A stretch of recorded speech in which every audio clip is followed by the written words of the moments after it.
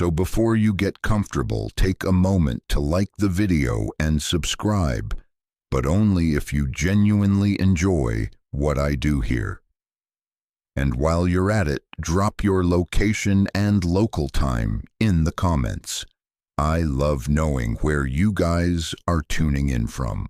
Now dim the lights, maybe turn on a fan for that soft background hum, and let's ease into tonight's journey together. The year is roughly 970 BCE. Solomon, the son of King David, has just inherited the throne of Israel, stepping into some pretty massive shoes. David was no small figure. He was the warrior king who united the tribes of Israel and established Jerusalem as the kingdom's capital. Solomon, however, faced a challenge right from the start. Could he live up to his father's legend? Could he keep the kingdom together in the face of potential rebellion, both from within and outside the walls of Jerusalem? But there's more to Solomon's rise than mere politics or warfare. His reign was said to have been marked by divine intervention, something we see reflected in a rather supernatural way. Solomon, according to various ancient texts, wasn't just anointed by the people. He had the favor of God himself, a favor that came with a very special gift, unparalleled wisdom. This wisdom, however, was more than just a nice trait. It was said to be a divine blessing given to Solomon after a strange dream he had shortly after becoming king. In the dream, God appeared to him and offered anything he wanted: wealth, power, a long life, or the defeat of his enemies. But Solomon, wise beyond his years, didn't ask for any of those things. Instead, he asked for the ability to rule justly, to distinguish right from wrong, and to govern his people with fairness. Historians still argue whether Solomon's wisdom was purely divine, or if it was a mix of cultural inheritance, including the influence of neighboring kingdoms that practiced sophisticated forms of magic and governance. Either way, it was a gift that made him legendary, and it set the stage for what would be a rather unconventional, and let's be honest, strange reign. But Solomon's reign didn't just come with a gift of wisdom. It also came with something far darker. You see, to secure his throne and expand his kingdom, Solomon was said to have entered into an unusual and secretive pact with 72 demons. Now I know what you're thinking. This sounds like something straight out of a dark fantasy novel, but trust me, this is no fictional tale. Solomon's connections to the demons were carefully documented in ancient texts, like the Lesser Key of Solomon, which in its most popular form lists these demons by name, detailing their powers, their duties, and their origins. So how did it all begin? What exactly was this pact Solomon made with these demons? Well, it's said that Solomon, already possessing a keen interest in the occult, used his divine wisdom to gain access to secret knowledge that had been passed down through the ages. This knowledge, according to some sources, came directly from fallen angels and ancient spirits, and it had the power to control the forces of nature, manipulate the elements, and bend reality itself to the king's will. Now I know what you're thinking. Why would anyone want to summon demons? Well, Solomon wasn't simply trying to become a mad sorcerer. He was trying to build a powerful and unshakable kingdom. These demons supposedly were not just creatures of chaos. Each of the 72 demons had unique powers. Some could control the winds, others could manipulate the minds of men, and a few could even reveal hidden treasures and secrets of the universe. Historians and scholars still debate whether Solomon's use of these demons was an actual historical event or a legend passed down over the centuries. Some even suggest that these demonic pacts were metaphors for the king's strategic alliances and the powerful forces he leveraged to build his empire. However, the belief that Solomon held dominion over these creatures has persisted for millennia, showing just how compelling this dark story has been throughout history. But whatever the truth may be, one thing is clear: Solomon's rise to power was no ordinary ascent. The divine wisdom he had been granted wasn't just a gift for ruling, it was a gift that would guide him into the realm of the supernatural, where angels and demons weren't just figures of myth, but real forces he would learn to control. And with that control, he would rule the known world. For a time, as Solomon sat upon the throne, his kingdom was flourishing, his wisdom becoming the stuff of legend. The land of Israel was at peace, and trade routes were expanding, bringing in wealth and influence from distant lands. But of course, what we see as mere success was far from simple. Solomon didn't just inherit a kingdom, he inherited a world full of complexities, ancient knowledge, and mystical forces. And the way he navigated it all wasn't just through diplomacy or divine insight alone. No, it involved something far more esoteric. Remember that dream Solomon had when he asked God for wisdom. Well, in the years that followed, Solomon's wisdom was tested in ways no one could have predicted. His knowledge of the natural world grew immensely, but it didn't stop there. It was as though he was tapping into something deeper, something supernatural. His ability to understand and manipulate the forces around him was uncanny. Historians are still divided over whether Solomon's wisdom came purely from his relationship with God, or if he delved into occult practices to increase his power. Many believe it was a mixture of both, but Solomon's most famous act, the one that truly cemented his reputation, wasn't just about wise decisions or political maneuvering. It was about his relationship with the divine. You see, Solomon was the builder of the first temple in Jerusalem, the Holy Temple, a place that was meant to house the Ark of the Covenant. The construction of the temple was a monumental task, requiring not just the resources of an entire kingdom, but also a deeper connection to the divine realm. And that's where the demons come in. Historians still debate whether Solomon's vast knowledge of the arcane arts was a byproduct of his wisdom, or whether it played a role in the creation of the temple. What's agreed upon is that in order to build the temple, Solomon called upon the supernatural to help him achieve what seemed impossible.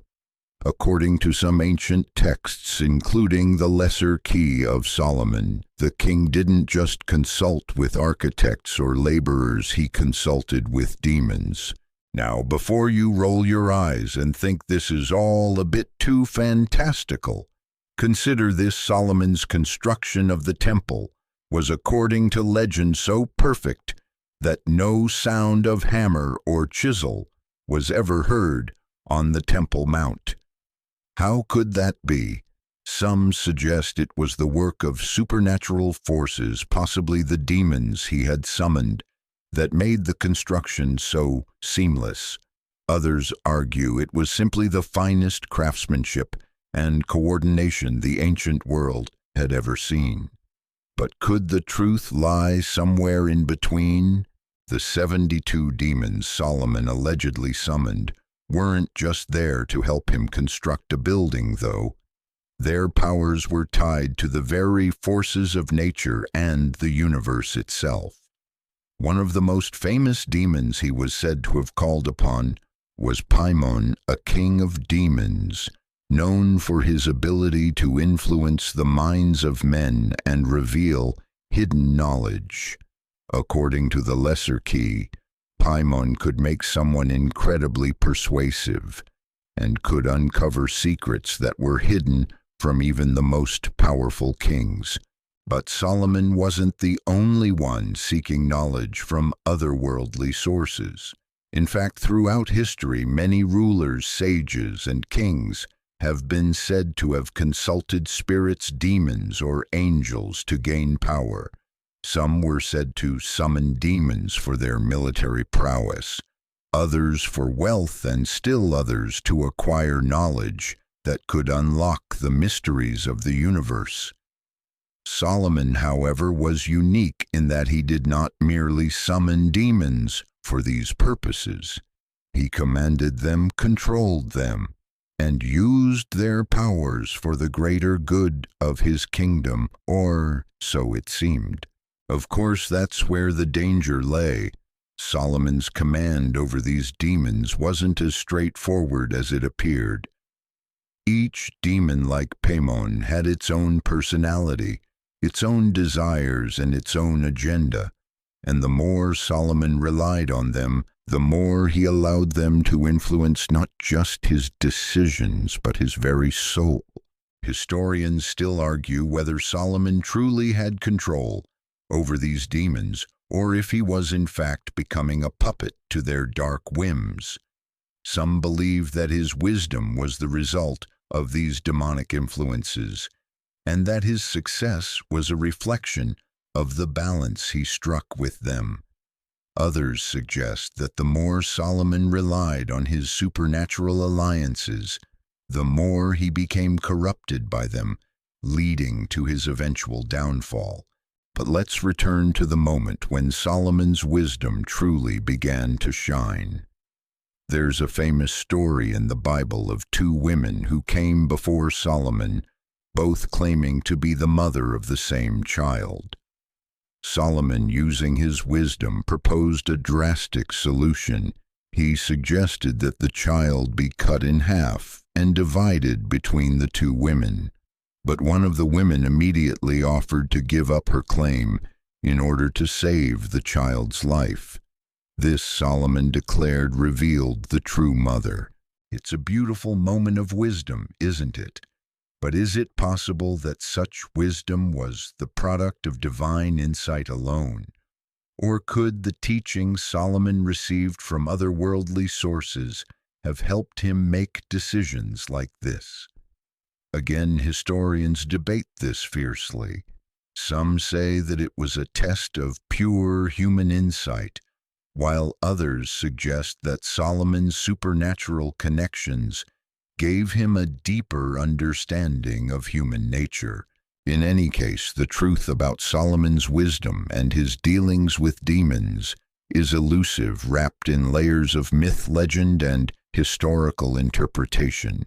What we do know is this: Solomon was a king who stood at the intersection of the natural and supernatural, a man whose rise to power was as much about what he knew as what he could summon from the depths of the unseen world. As Solomon's rule continued, his wisdom became a cornerstone of his legacy. The building of the temple was but one of his many accomplishments, yet it marked the high point of his reign, symbolizing the harmony between the divine, the earthly, and the supernatural. But in reality, Solomon wasn't just a king sitting in his palace dispensing judgment. His dealings with the 72 demons were far from over. They were, in fact, a crucial part of his kingdom's growth. It was through these demons that Solomon was said to have gained an extraordinary influence over the world, both seen and unseen. Now let's pause for a moment and think about the very idea of summoning demons.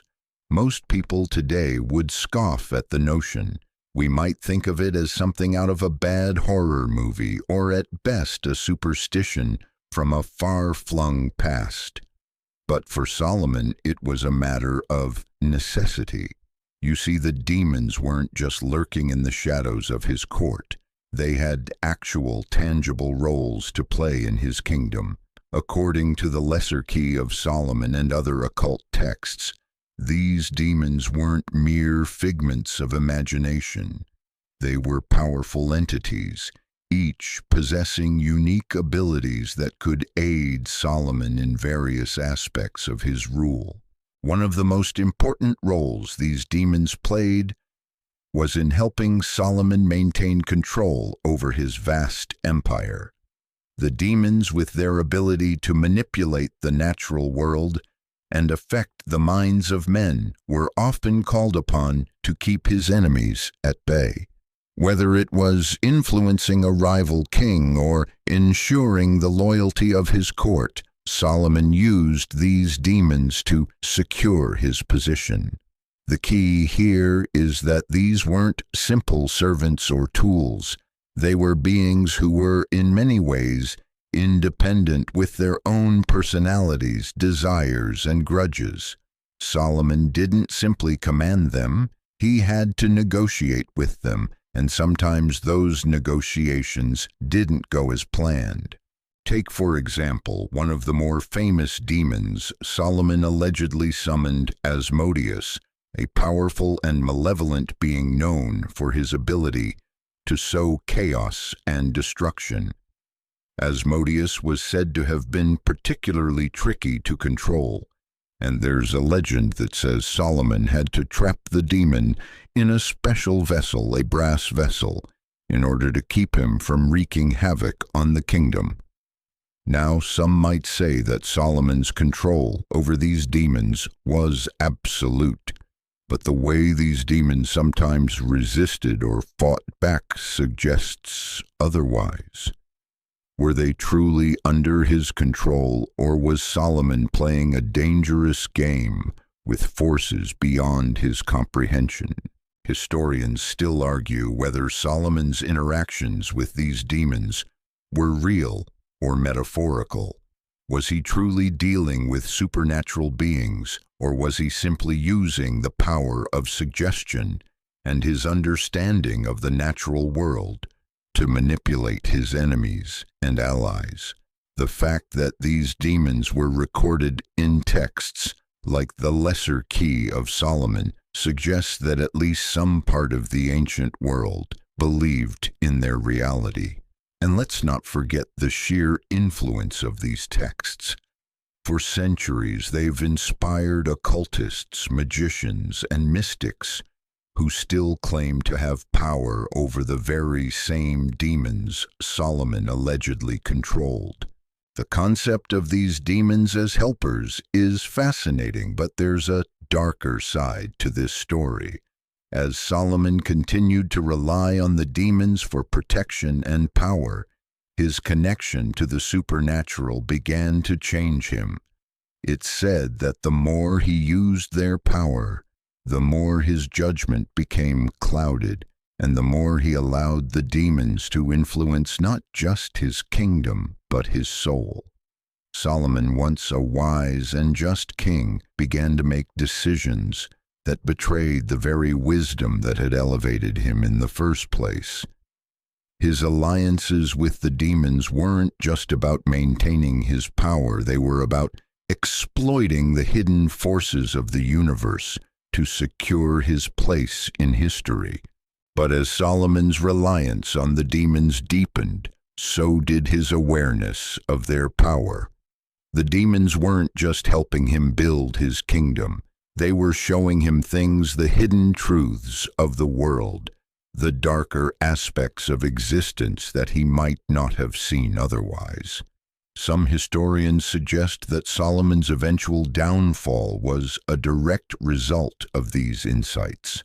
His once absolute rule began to fracture as he realized that he had uncovered too much, that the very forces he had called upon had begun to unravel his understanding of the world. The balance he had so carefully cultivated between the divine, the earthly, and the supernatural started to tip. The legend of Solomon's descent into this madness is linked to his later years when he became increasingly disillusioned with his own wisdom. The more he relied on the demons to bolster his reign, the more they seemed to lead him into moral and ethical dilemmas. Solomon's wisdom, once so pristine and clear, became clouded by the dark forces he had courted. It wasn't just his enemies who posed a threat to his kingdom anymore. It was the very demons he had bound to his will. But the deeper Solomon's connection to these dark forces grew, the more they demanded.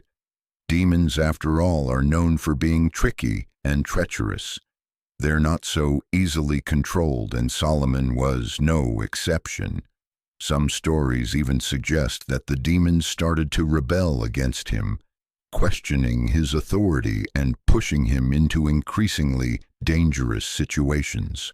As they began to reveal their true power, Solomon realized that he had become entangled in a web of supernatural forces far greater than himself. He had learned too much, and the knowledge came with a price. Historians still argue whether Solomon's downfall was truly a consequence of his dealings with demons, or whether his eventual decline was simply a result of political instability and the passage of time. But what we do know is that Solomon's reign, once a shining example of wisdom and prosperity, became a cautionary tale about the dangers of meddling with forces beyond our understanding. Solomon's story reminds us that sometimes in our pursuit of power, the things we summon can end up controlling us. By the time Solomon had reached the zenith of his reign, the echoes of his decisions reverberated across Israel. His kingdom was a marvel. Prosperity, wisdom, and supernatural power were all at his fingertips. The Temple of Jerusalem, one of the most sacred and beautiful constructions of the ancient world, stood as a testament to his ambition. Yet beneath the grandeur there was a growing unease. The demons he had called upon, those powerful and unpredictable forces, had begun to shift from being mere tools to something far more dangerous, unwelcome companions. It's at this point that Solomon's story veers into darker territory. He had always been wise, so wise, in fact, that he could see things that others couldn't. But the wisdom he had gained from the demons was not a simple blessing. It was a double-edged sword. Some believe that Solomon began to see too much the deep, dark truths of the universe, the corrupting nature of absolute power, and the true motivations of those around him. But what Solomon failed to understand was that these visions came at a price. In his attempts to control the demons, he had inadvertently opened doors that perhaps should never have been opened. As time wore on, Solomon's reliance on the demons became less of a means to secure power and more of an obsession. The king, once known for his judgment and clarity, began to make decisions that didn't quite fit the image of the wise ruler he had once been. He grew paranoid, constantly fearing betrayal not just from his people, but from the very demons he had summoned. Were they still serving him, or had they begun to manipulate him, bending his will to their own dark desires? One of the most telling moments of Solomon's growing instability can be seen in his relationship with his many wives and concubines. According to the Bible, Solomon took many wives, including foreign princesses from Egypt, Moab, Ammon, and Sidon. And it was these relationships that would eventually cause his undoing. These foreign wives, it said, led Solomon into idolatry, tempting him to worship the gods of their people. This wasn't simply about Solomon's personal weakness. It was about the subtle, creeping influence of the demons. Some scholars argue that the demons, through his wives, began to draw Solomon further away from the divine wisdom he had once received. It was no longer just the political pressures or the physical strain of ruling that wore him down. It was the supernatural forces lurking just beneath the surface that began to chip away at his once strong resolve. Historians still argue whether Solomon's infidelity to the God of Israel was an internal moral failure or an external influence. Many suggest that his demons, once controlled, had grown too powerful, and that the temptation to worship other gods was part of a larger demonic plan to destabilize his reign. After all, demons by their very nature thrive in chaos and corruption. Solomon, caught between his devotion to God and the growing influence of the supernatural, found himself torn between worlds. But there's another twist to this tale. In ancient texts, it is suggested that Solomon did in fact have a significant adversary in the form of a fallen angel, Asmodeus, the very demon he had previously trapped in a vessel. Over time, it is said that Asmodeus, as well as other demons like Baal and Beelzebub, began to manipulate the very course of Solomon's reign. While Solomon tried to maintain his connection to God and his wisdom, the demons continued to challenge his authority, driving wedges between him and the divine favor that had once been his. And so Solomon's once immaculate kingdom began to fall apart at the seams. As he grew older, the wise king who had been the epitome of reason and strength became a shadow of his former self. His ability to govern effectively began to diminish as the demon's influence crept into every corner of his life. The political strife in Israel worsened, and his once united kingdom began to fracture, plagued by rebellion and dissent.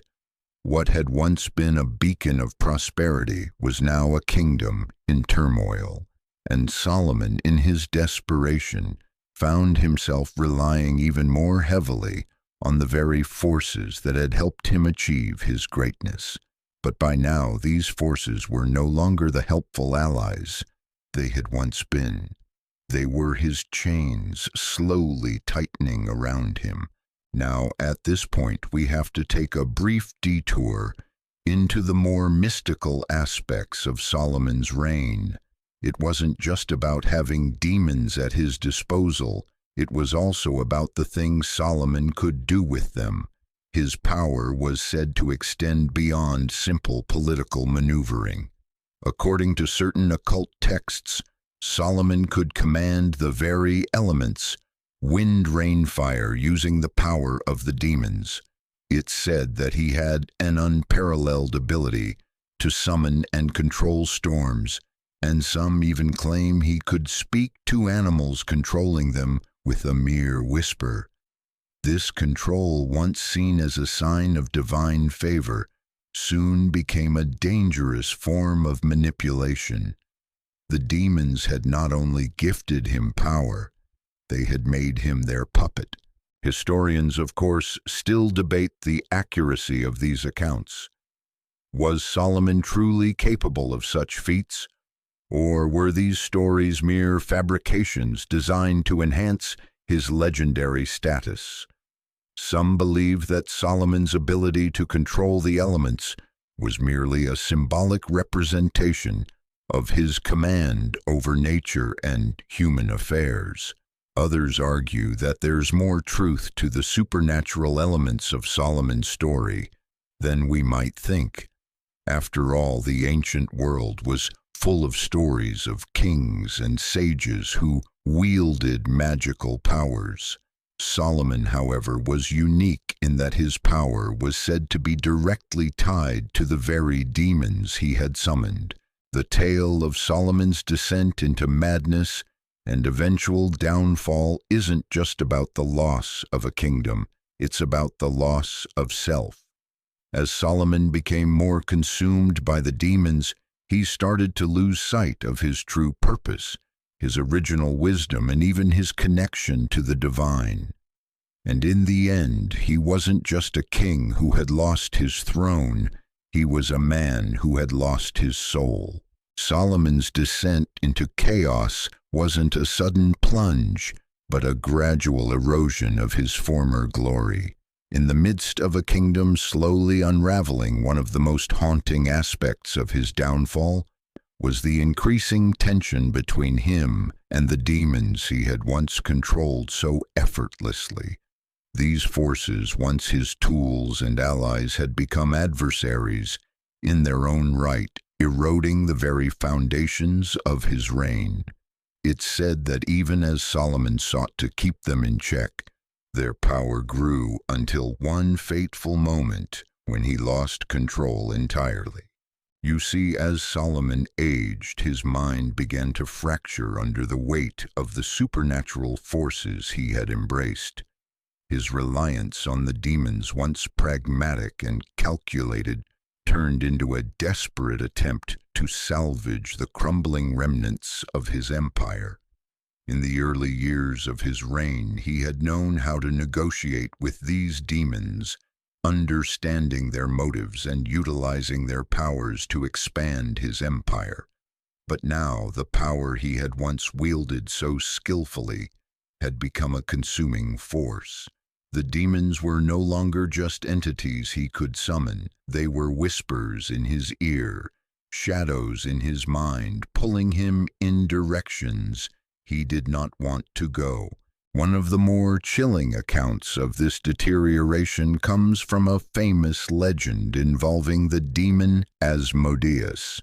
It's said that this demon, whom Solomon had previously trapped in a brass vessel, broke free from his prison and returned to wreak havoc on the king's life. The king's reign, already fraying, was further destabilized by the increasing whispers of Asmodeus and other demons, each one pushing Solomon further into madness. But why would Solomon, who had once commanded these entities with supreme authority, fall prey to them so easily? The answer lies in the very nature of the demons. Demons, according to ancient traditions, are not just powerful beings, they are creatures of temptation, cunning, and deceit. Once Solomon had opened the door to their world, it became easier for them to manipulate his actions and thoughts. The demons, particularly Asmodeus, knew exactly how to twist Solomon's greatest strength, his wisdom, into a weakness. They played on his fears, sowed seeds of doubt, and took advantage of his growing paranoia. Solomon's once unstoppable mind had become a battleground, with demons pulling at the strings of his sanity. Historians still argue whether this story is an allegory for the dangers of pride, or if Solomon truly fell victim to his own supernatural allies. Some scholars suggest that his inability to maintain control over the demons symbolizes the eventual loss of the divine favor that had originally bestowed his wisdom. Others see it as a reflection of the corrupting influence of power, how the very tools used to secure his reign ultimately led to his downfall. The truth is, we may never know the full extent of Solomon's relationship with these dark forces. What we do know is that in his later years, the king was no longer the wise ruler of ancient Israel. He had become a man haunted by his own choices, struggling to maintain a hold on a kingdom that was slipping through his fingers. But Solomon's troubles didn't end with his internal collapse. The demons were not content to merely torment him privately. They also played a significant role in the turmoil that engulfed his kingdom. Under Solomon's rule, Israel had grown mighty, a shining example of wealth and power. But this prosperity had attracted enemies both from within and outside the kingdom. And in his desperation, Solomon began using the very demons he had summoned to control his enemies, manipulate the minds of his advisors, and even sway the loyalty of his people. This tactic, however, came with its own set of consequences. Demons are, after all, not particularly trustworthy allies. One of the most significant instances of Solomon's reliance on demonic influence occurred during his interactions with the neighboring kingdoms of Edom and Aram. Solomon's military forces had been stretched thin, and in his weakening state, he turned to the demons for assistance in securing his borders. It is said that he used the demon Astaroth, a powerful figure in occult tradition, to undermine the armies of his enemies, weakening them through manipulation and fear. But the results were far from what Solomon had anticipated. Rather than securing his borders, the demonic interference only escalated the conflict, pulling Solomon deeper into a web of deception and mistrust. But perhaps the most tragic element of Solomon's downfall was his inability to distinguish between his true allies and the demons who had led him astray. While he had once summoned the demons to protect his kingdom by the end of his reign, they had become the very agents of his destruction. Solomon's judgment, once legendary, was now clouded by the forces he had once believed he controlled. The people of Israel, once united under his wise rule, began to question his decisions. The cracks in his leadership were becoming impossible to ignore, and rebellion loomed on the horizon. In many ways, Solomon's fall mirrored the stories of other ancient rulers who had sought power through supernatural means.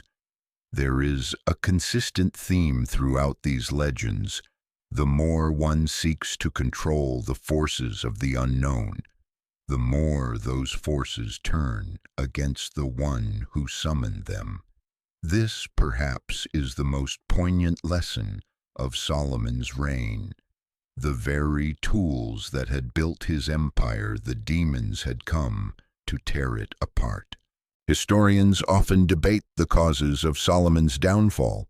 Was it the demons themselves? Was it his growing reliance on foreign gods, influenced by his many wives? Or was it simply the weight of the expectations placed upon him as the king of Israel? The answer, as with many historical mysteries, is likely a combination of all these factors.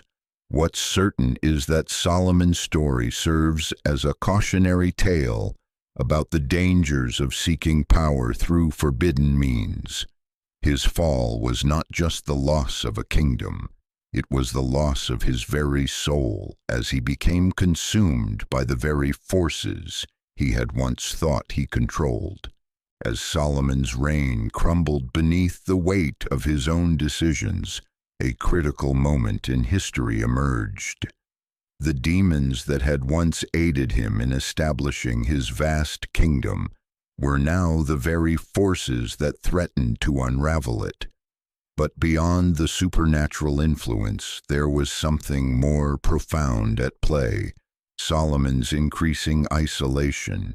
A king who once had the favor of both God and the forces of nature now found himself lost, trapped between divine judgment and the corrupted power of the demons.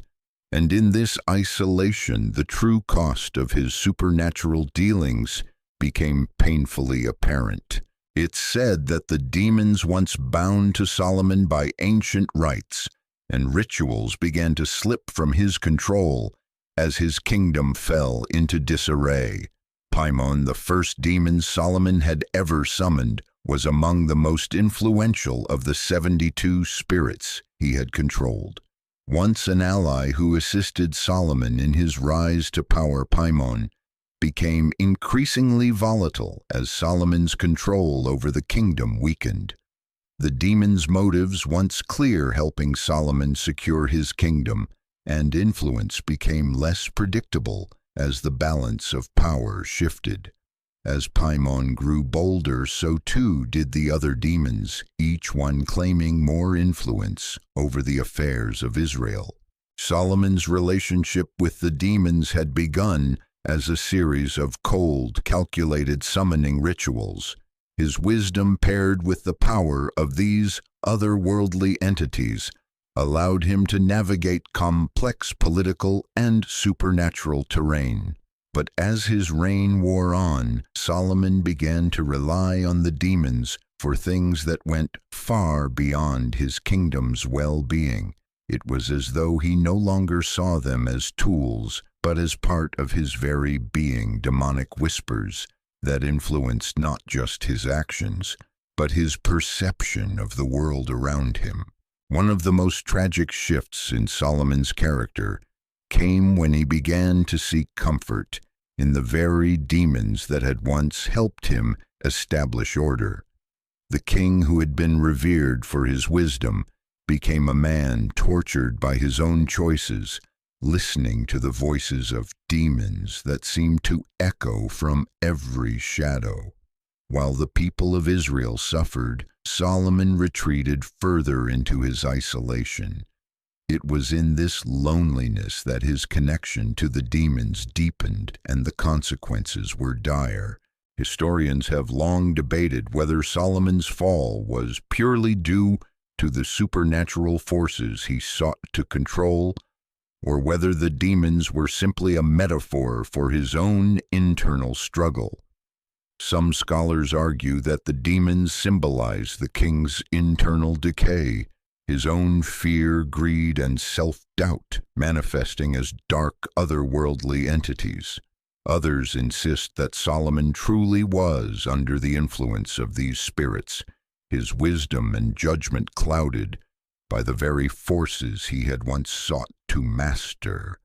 Regardless of interpretation, one thing is clear: Solomon's loss of control over these entities was symbolic of his ultimate loss of control over his own kingdom and destiny. Meanwhile, as Solomon grew more detached from reality, the cracks in Israel's unity widened. Rebellion stirred in the northern tribes, and Solomon's once untouchable reign began to crumble under the weight of its internal fractures. The kingdom that had been the envy of surrounding nations now teetered on the brink of collapse. The mighty temple which Solomon had built as a beacon of faith was overshadowed by the king's increasing dependence on the occult. It became less a symbol of divine connection and more a monument to the darker, more disturbing forces at play. One particularly eerie account suggests that Solomon's demons not only influenced his thoughts and decisions, but also sought to disrupt the very heart of his faith. It's said that in his later years, Solomon was drawn into the worship of foreign gods, primarily due to the influence of his many wives. These wives, many of whom came from nations around Israel, brought with them their own religious practices, including the worship of gods like Moloch and Ashtaroth. As Solomon's obsession with the supernatural grew, so did his susceptibility to these foreign beliefs. Demons, ever crafty and deceitful, were said to have manipulated Solomon's desires, pushing him further into idolatry and away from the God of Israel. This period of idolatry is one of the darkest chapters in Solomon's story. The king, once revered for his wisdom and devotion, had now fallen victim to the very demons he had summoned to secure his power. He had once been a shining example of divine favor, but now he was a cautionary tale of the dangers of dabbling in powers beyond comprehension. As Israel began to fracture, so too did Solomon's understanding of his purpose. The kingdom once unified under his leadership splintered into factions, with rebellion growing stronger in the northern tribes. Solomon, now fully isolated and surrounded by the very demons that had helped him rise, realized that his reign was quickly approaching its end. The spiritual, supernatural, and political forces he had once controlled were now turning against him, consuming him and his kingdom in the process. This descent wasn't just about the loss of a throne, it was the loss of Solomon himself. The king who had once been seen as the wisest man to ever live had in his desperation opened doors to forces beyond human understanding, and those forces, far from serving him, had led him to ruin. The tragic irony of Solomon's story is that the wisdom he had so diligently sought, the wisdom that had made him a legend, was the very thing that had ultimately led him to seek out the demons, and in doing so to lose everything. Historians are still left to wonder, was Solomon simply a victim of his own ambition, or was he truly undone by the demons he had invited into his life? Whatever the cause, Solomon's story remains a poignant reminder of the dangers that lie in seeking power through forbidden means. The king who had once built a kingdom of unimaginable wealth and splendor ended his reign broken and betrayed by the very forces he had summoned to help him rule. With Solomon's reign rapidly deteriorating, the inevitable collapse of his kingdom seemed almost preordained. The whispers of the demons had become deafening, and the mighty king who once ruled with divine wisdom was now a shadow of his former self. The very kingdom that had thrived under his leadership was fracturing, its unity shattered by internal strife and Solomon's reliance on dark powers